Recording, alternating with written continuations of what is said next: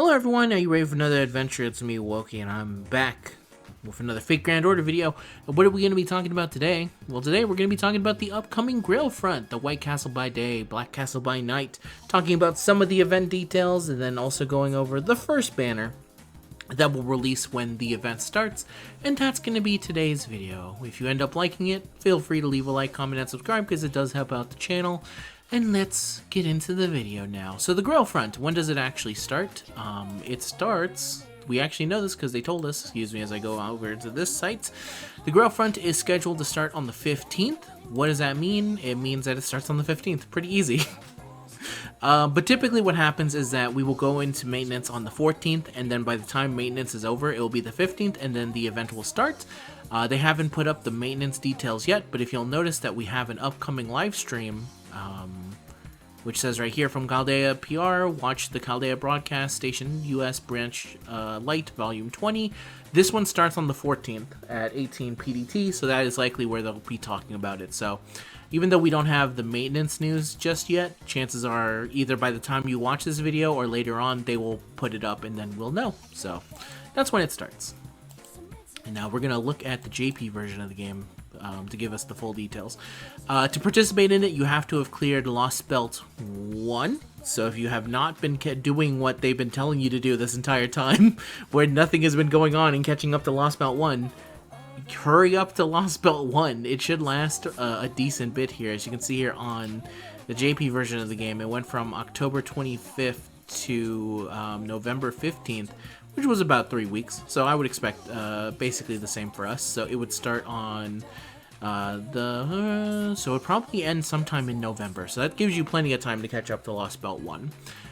In terms of the event information, this is how the schedule is going to kind of go down, which there will be a main quest and a prologue up to Act 7 on day 1, along with a free quest, and then the next day we'll unlock Act 8 through 11, and then another free quest, and then Act 12 through 13, and another free quest, then Act 14 through 16, and a free quest, and then the next day Act 17 to Act 18, and then a free quest, and then main quest Act 19 to the epilogue, which I believe is 3, because it goes Act 19, Act 20, and then the epilogue. And that's how we should go over the upcoming days. So you should get everything by the end of day 6. Next, in terms of a login bonus, I should be here. We should get 14 St. Quartz because that's what JP gets. So we should get around the same much for the live stream. At least I hope so.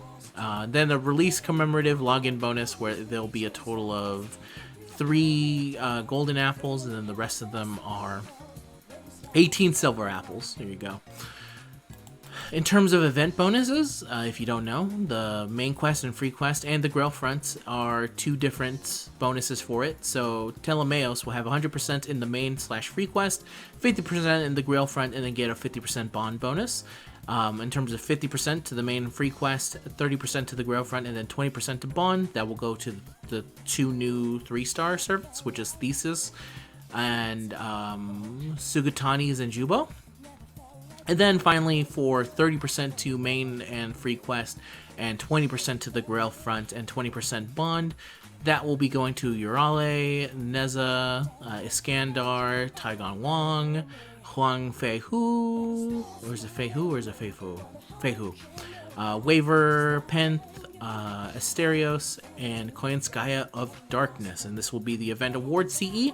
That will be related to the event. It is after image of Sand Table. It's a 5-star, obviously. It increases arts performance by 8%, increases buster performance by 8%, increases critical damage by 3%, increases NP damage by 3%, and then start battle with NP gauge at 30%. And if you get it max limit broken, it'll go to 50%. And then also there'll be 100% damage bonus, but only 50% for the Grail front. If I look here, it should give me the bigger details, which is what it looks like when it's max limit broken. So it's 10% to arts, 10% to buster, 5% to crit damage, 5% to NP damage, and starting with 50% NP gauge, and then you'll get 200% damage bonus when you're doing the regular fights, and then 30% when you are fighting in the Grail fronts. So that's after image of the Sand Table. Yeah, sand table. And then the event award command codes is the Great King that looks upon the farthest ends. This is the 5-star command code, which increases party's buster performance by 10% for 1 turn. 1 turn when attacking using the engraved card. And then we have the Rod that knocks down deities. Increases damage against divinity enemies by 10% of the engraved card. And then gain 2 crit stars when attacking using the engraved card. And then we have the Dominator Cap, which is just Koyanskaya's hat. 3-star. Increases damage against wild beast enemies by 10% when you're using the engraved card. So, Grail front updates. So they've updated it a bit since the last time we played it. Let's see what they are. Event map. Previous Grail front events do not come with an event map and richer story experience. That's true. I guess the previous Grail fronts have been a little bit lacking in terms of story, so this one might have more, which sounds good. Just based off of the acts alone, I think this one has more acts than all the Grail fronts combined so far. For NA, of course. JP might be a different story. Additionally, there will be day and night mode, which the players can swap after a certain point of the story. The difficulty of the Grail fronts will also change accordingly. Clearing any version of the same Grail front battle twice will not yield extra rewards. If you cleared the day version of the Grail front and swapped to night and clear it again, no rewards will be given for the night version. I guess this is very nice for the people who don't really enjoy the Grail fronts all that much and can just easily power through it because it will be the easy mode. And then for the people looking for more of a challenge, they can go and do the harder version, which is I assume the night one. There'll be new victory conditions. Previous Grail fronts only have the default victory conditions, which are defeat the enemy master and defeat all enemy servants. This Grail front will have new story-based conditions such as player master reaches the designated grid and then defeat a specific enemy. Okay, that sounds a little bit more interesting than was previous. I guess something that you could give a default for this one is that it was very plain what you had to do every single time for the Grail fronts. This gives it a little bit more interesting ways to approach it, I'd say. At least to me it sounds interesting, more interesting. 3 story dialogues during Grail front battles. There will be a dialogue that will be overlaid on top of the battle depending on the situation. That sounds cool. St. Quartz command seals continues and then full party revive function. This is number 4. When the player loses after using 3 command seals or 1 St. Quartz, all player servants return to their starting positions with full HP and 100% NP gauge. All enemy HP remains unchanged and all treasure box collected will remain in the loot inventory. Some notes here. If the servant already has 100% NP gauge before the revive, it will still have 100% NP gauge after revived. It's not additive. All player servant skill cooldowns get reset. All revived servants will have their status buff debuffs will be removed, reset except for removable ones. All surviving servants before the revive will have their status effects remain, except for a few case-by-case basis that get reset. Treasure chest collection progress will not get reset, so if you really want to go out of your way to get some of these, you can. And then new routes can be opened in a Grail front battle. Certain Grail front battles will have additional conditions for opening a new route to reach the enemy. Alright, that all sounds like good new stuff to me. I remember a lot of the times whenever I bring up the Grail fronts, they're usually pretty divisive among people. I really like the Grail fronts because they do something different and let you use units. Like, for example, Bargus. Bargus is a little bit better in the Grail front, and there's also certain other units that I use that are amazing in one-on-one fights for the Grail fronts, but then some other people are like, I don't really like that. This new mode is so different from the others that it requires such specific units, and maybe they were a little bit bored with having to do the whole grid thing. Hopefully this is more interesting for them, but if it's not, at least they included a very easy mode so you can just blast through it and get your stuff in. You know, unless it turns out that easy mode isn't actually that easy and both of them are actually still difficult, then I guess you're a little bit screwed off anyway. Moving on. I won't be showing the main quest and the Grail fronts, mainly because I like not knowing what's going to happen, and that's kind of the way I like to approach those specific things. I don't think there's likely going to be too much crazy spoilers, but that's just the way I like to play it. If you are curious yourself, I will leave a link to the wiki page in the description box, and you can go check it out for yourself. The same thing goes for the free quest. I'm only going to show the last one because that's the one that's typically the hardest one to do, with the other ones usually being pretty doable, and given that this event itself has a C that can give 100% damage bonus, or 200% when you get max limit breaking. Max limit breaking? Okay. I don't know why I said that way, but max limit broken. It shouldn't be too hard except for the very last one. So let's take a look at the very last one. So it goes 1, and then 2, and then 3. Pretty big HP on all of them, with 250,000 on the first one. And it only gets bigger from that point on. All of them sabers, which is nice. Obviously, if you end up getting Ptolemaios, they probably want you to get it suited for this. And him combined with the max limit break on the CE, you could probably get it done. I think I could probably figure out a unit to get this done for. The last one is kind of the biggest pain in the ass, because that means I have to have a really high AoE unit that can take them down. And I believe, who's the main boss for this one? It's Altera, huh? Alright, I'm gonna have to figure out something, but it should, at least it's not too complicated. I don't mind it when it's just a singular enemy, like it's just a saber. So I have to figure out if I have the right archer for it, or if I have the right berserker, anyone that can really take down a saber. I'll have to figure it out. At least the drops on this one, it's obvious the 3 materials, and then it's obsidian edge and reactor core. I could always use more obsidian edge, but we'll see. I usually try and aim for this one, but if I can't get this one, then I'm perfectly fine with doing the other one.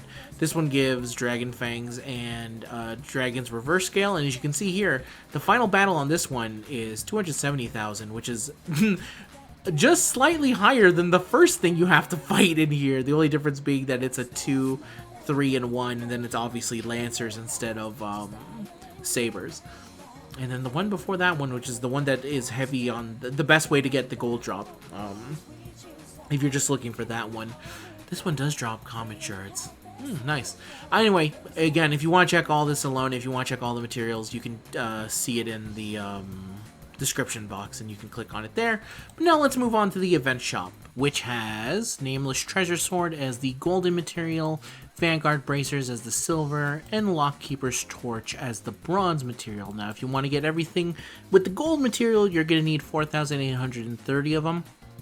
And what you can get with it is 2 of the event CE, 1 of the command codes, which is the 5-star command code, a lore, 10 stacks of evocation leaves, up to 40, so that means you can get a total of 400 evocation leaves. This is always super awkward. I bring it up every single time because I'm never 100% sure how to say this, but 10 stacks of evocation leaves you can trade in for 40 times 400, sure. 2 golden foe for HP and attack, 10 Hozuki Flames, 10 eggs, 20 of the Ether Photon Convergers, 20 of the Octopulate Twin Crystals, and then 20 golden statues for Archer, Rider, and Berserker, along with a quick code opener and a code remover. And then once you have everything with the golden material, you can start getting 10,000 QP, trading 2 of them for 10,000 QP, not 10. I think I said 2,000 QP, it's 10,000 QP. Sorry, it's very late into the night. And then for Vanguard Bracers, you need a total of 4,130 of them. And what you get with them is 2 of the command CE, the 4-star command code, the 2 crystallized lore, which is different from the other one because it's only one of the other ones. And to make up with that, I guess, it's a 10 stack of evocation leaves again, but instead of 40, it's 30.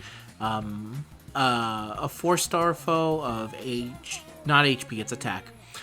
20 of the Lamp of Demon Sealing, 20 Forbidden Pages, 20 Crown of Radiant Silver, 30 Gunpowder, and then 20 Silver Statues for Archer, Rider, and Berserker, along with a Buster Code Opener and a Code Remover. And once you finish everything in the Silver Shop, you can start exchanging your silver material for golden ones.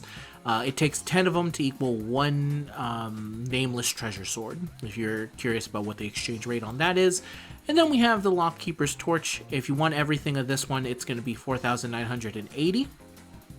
The things you can get with it are the Event C, again, only one of them, the 3-star command code, a lore, another 10 stack of evocation leaves, 30 of them, so for a total of 300, HP golden foe, 20 silver foe of both HP and attack, 55 EXP, 104 EXP, and 103 EXP, along with 20 yarn, 30 Void Refuse, 30 Bones, 30 Heroes Proofs, and an Arts Code Opener and a Code Remover. And then once you finish with bronze, you can start exchanging them for the silver material. 10 bronze equals 1 of the silver.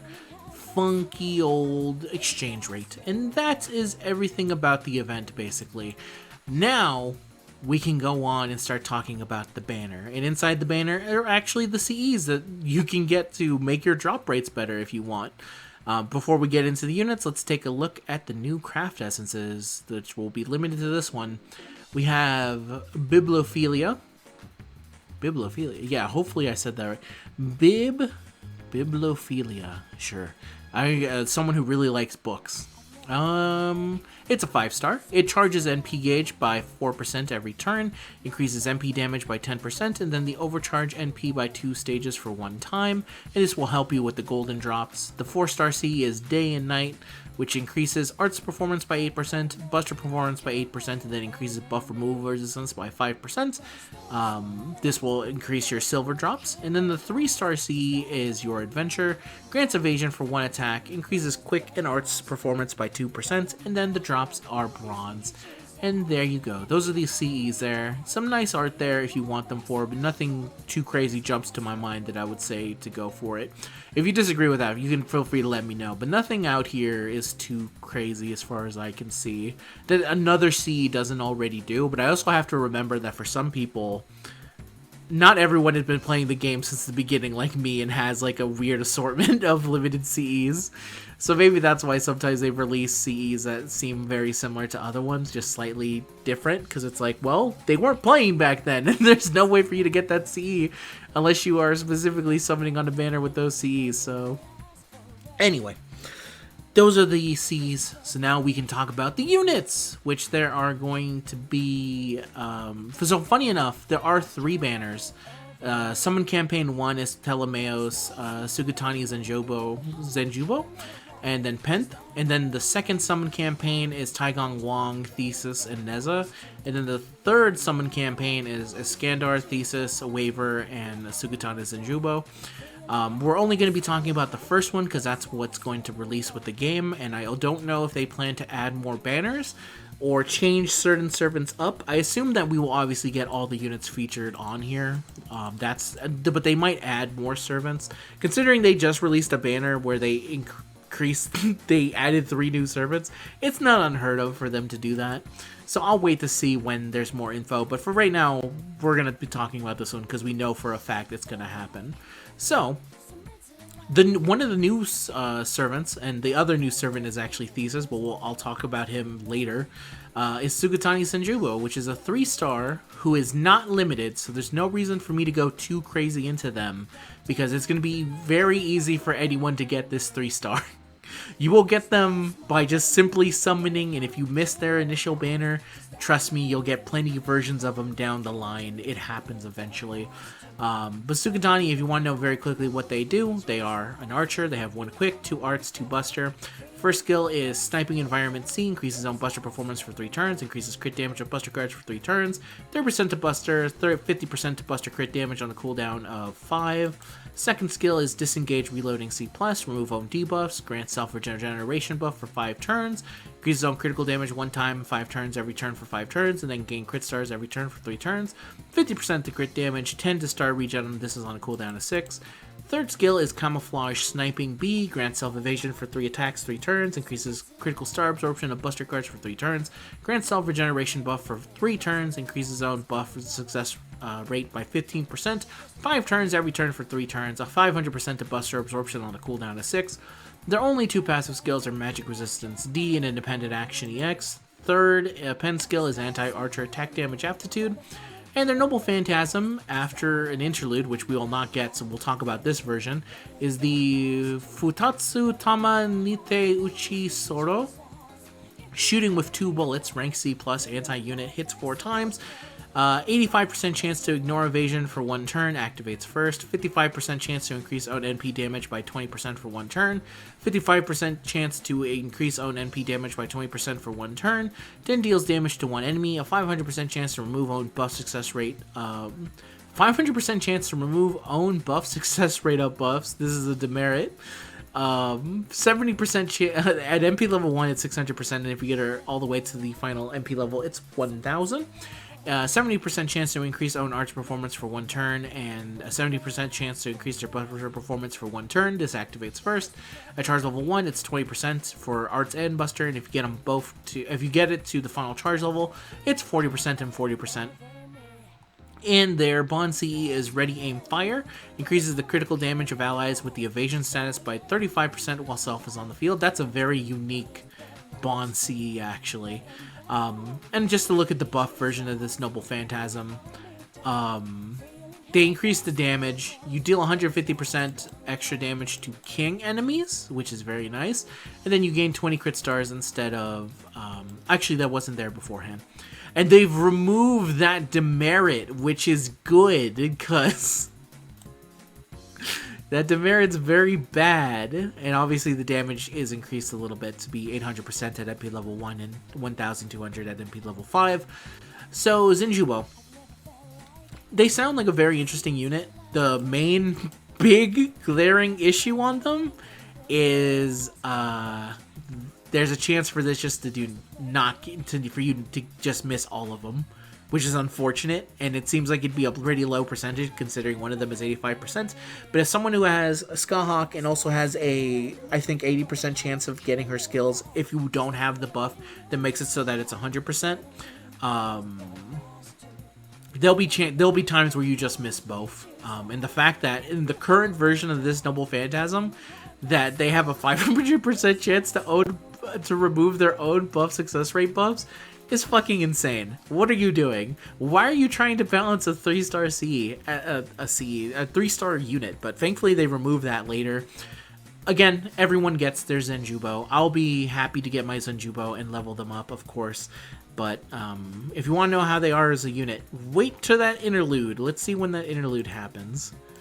Because, my god, this cannot happen soon enough. Campaign info, it happened in November 27, 2024. So at least it happens like a year from now. Because that's when it happened on JP. So that would be 2 years from now, would be 2026. That's a bits away. Unfortunate, but goddamn. I think the only problem I ever have with units that have a percentage buff, it means that you have to use very specific units to make them better. But her Noble Phantasm removes those buffs, which kind of sucks. Anyway, move on to the other units. We have Pent up first, and then we will go to Ptolemaios. Pent is a berserker. Thankfully, Pent is very easy to talk about. She's a berserker. She has 1 quick, 1 arts, 3 buster, 3 hits on quick, 2 hits on arts, 2 hits on buster, and 5 hits on extra. Her first skill is Charisma B, increases party's attack for 3 turns, 18% on a cooldown of 5. Second skill is Golden Rule Beauty A, increases self debuff immunity for 3 turns, charges on MP gauge every turn for 3 turns, 20% to MP regen on a cooldown of 6. Her third skill is Bellow for Ares A+, increases party's buster performance for 3 turns, increases own damage against Greek mythology males enemies for 3 turns, 20% to buster, 100% to Greek mythology male, and then this is on a cooldown of 5. Her passive skills are Madness Enhancement EX and Divinity B. Her third skill is an anti-rider critical attack chance resistance, because we all know who to say fuck you towards. And then her Noble Phantasm is the Outrage Amazon, a hero to die on my rage. Hits 8 times, it's a buster, it deals damage to 1 enemy.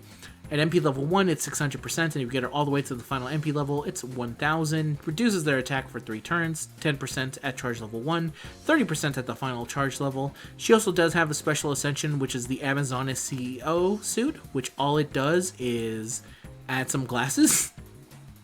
And then her Bond CE is Military Sash of the War God. When equipped to Penth, increases party's buster performance by 20% and a 500% chance to reduce their party's defense by 10%. This is a demerit while self is on the field. Do you want to kill the shit out of Greek mythology males? Greek male men? Then congratulations. Use Penth. That's what their main focus is on. Some of the negatives about them are pretty clear in that they are a berserker. They have no form of guts. All they are is pure attack. Having debuff immunity for 3 turns is very nice. But the fact that this is a charge on MP gauge for every turn for 3 turns is not the greatest. I would have preferred it if it just gave her like 20% as well as getting 20% every turn, I think that would have been fine. But probably when she released, because obviously she has not received a buff ever, they probably thought that would be too good for that point in time in the game, which is fair enough. And Charisma B, 18% of the party is not bad, but it's also nothing exciting. Only reason you use Penth is that you want to just kill someone who is a Greek man. And if you want her to do that, she's going to do that very well. Because you'll be doing a lot of it. Just keep her protected, keep her safe, and you should be able to take them down and do a buttload of burst damage if that's all you care about. So that's Penth, and she's also not limited. I think mine is pretty close to NP 5 actually, and I've never tried to go for her. She's cool though, I like her. And finally, the man, the myth, the legend, the limited servant, and the reason that you were summoning, if you are summoning at all, Ptolemaios. He is an archer. He has 1 quick, 2 arts, 2 buster, 3 hits on quick, 3 hits on arts, 3 hits on buster, and 5 hits on extra. His active skills are Charisma of Salvation A, increases party's attack for 3 turns, recovers party's HP every turn for 3 turns, then gain crit stars for 3 turns. 20% to attack, HP regen is 1000, and the star gen is 15 on a cooldown of 6. You can see what Charisma has changed over the years. If he was released back in the day, he would only give 20% to the party, and that would be it. Much better. Second skill, Thought Partition, King A. Increases party's arts performance for 3 turns, increases party's buster performance for 3 turns, increases the party's crit attack chance resistance for 3 turns, and then charges his own NP gauge. 20% to arts, 20% to buster, 20% to the crit chance resistance, and a 50% NP on a cooldown of 7. His third skill, which changes, and it unlocks after the 3rd ascension, but I believe that's when all third skills are unlocked, I think. When you are in stage 1 or 2, contact with Wisdom EX, it has a 500% chance to transform self into stage 3, and then charges his own NP gauge, and then increases his own NP damage for 3 turns. The charging to your NP gauge is 30%, and the NP damage is 30%, and this is on a cooldown of 5. Stage 3 is a 500% chance to transform self into stage 1, and then increases your own NP generation rate for 3 turns, increases your own crit damage for 3 turns, increases own critical star absorption for 3 turns, and then gain crit stars. You also words.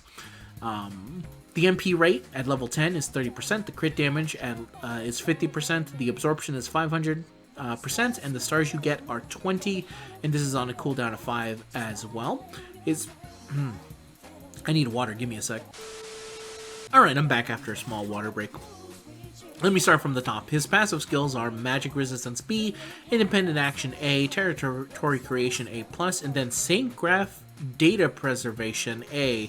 Increases his own buff removal resistance by 20%. His third skill is an anti-archer attack damage aptitude, because trust no one, not even yourself in this case. And his Noble Phantasm, there's 2 of them. The first one is Pharos Tis Alexandris, the Eternal Light Unknown to the Moon. Rank B++, it's Anti-Fortress, and it's Buster. It hits 5 times, it ignores defense for 1 turn, activates first, deals damage to a single enemy, and then reduces their defense by 20% for 3 turns. At MP level 1, it's 600%, and if you get them all the way to MP level 5, it's 1000. And then increase own NP damage for 1 turn, this activates first. Charge level 1, it's 20%, and if you get them all the way to the final charge level, it's 40%.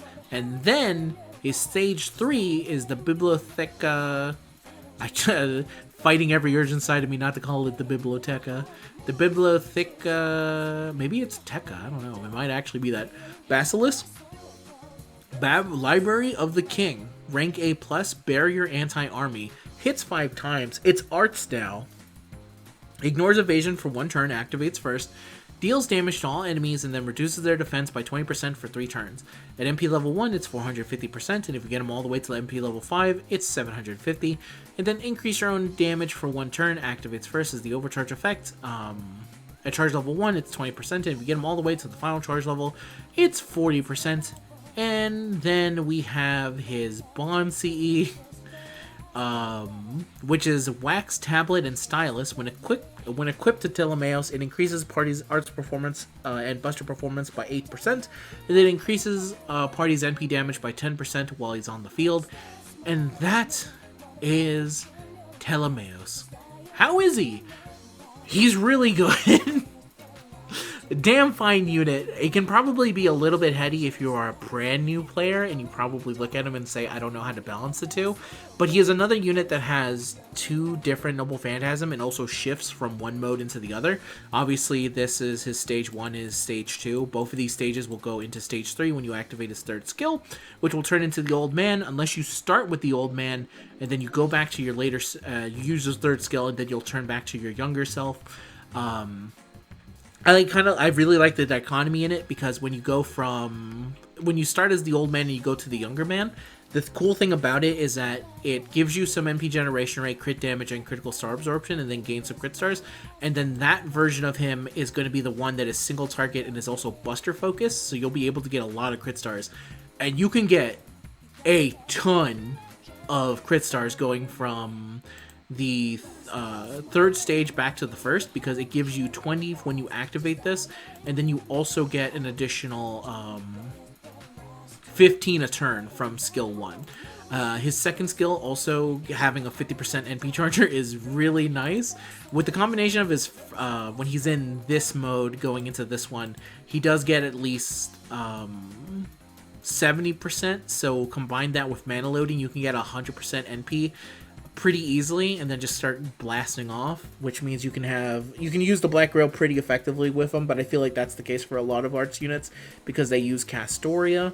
Having 2 different types of Noble Phantasms is also pretty cool. If you're interested in using him a little bit more as a buster focused unit, obviously you want to keep him in the 1st stage, so maybe it's better to start him in the 3rd and then get him back into the 1st. The other thing that's nice is that his 2nd skill actually applies to the party. His 1st one does as well with the party's attack. So you can also use him if you want to go a little bit more multi-core farming, if you want to go that way instead of trying to fit him into using him with Vich or using him with Castoria. Because obviously if you use him with Vich, the main problem here is that you're not actually able to use the 3rd skill, and the reason for that is that obviously you'll use the skill, so you use skill 3 so you can transform back into it. But if you use the skill again, there's no way for you to say no, so you will go back to your old man form. So that means if you had Vich's buster increasing powers and stuff, it would go away, because now his Noble Phantasm is arts. But I think that's just kind of the cool workaround playing with him in that case. Like, that's, I'm sure for some people who say, like, I don't think he fits super easily into, I have to think slightly more when I'm using him. I don't really think it's that big of a problem. I think it's really fun to use a unit like this, for them to be designed in such a way. Like, I feel the same way about Melusine. I really like that Melusine has 2 different forms to her that can go from a single target to a AoE unit, and then you're kind of locked out of it. I think that's an interesting way to play, because if you want to use her for single target proprieties, it means that you can't use that 3rd skill until you absolutely need it. With this one, it's a little bit different. You could even be in a scenario where if you were in a fight for whatever reason in a challenge quest, where you would prefer to have the AoE early, and then as the fight drags on, you would like to have the other form of it. You could do it that way. I don't know, I think Ptolemaios is really cool, and it's definitely worth going for if you're someone who is looking for an archer, either for single target purposes or for arts purposes, or just someone who just seems like fun to play around with and use.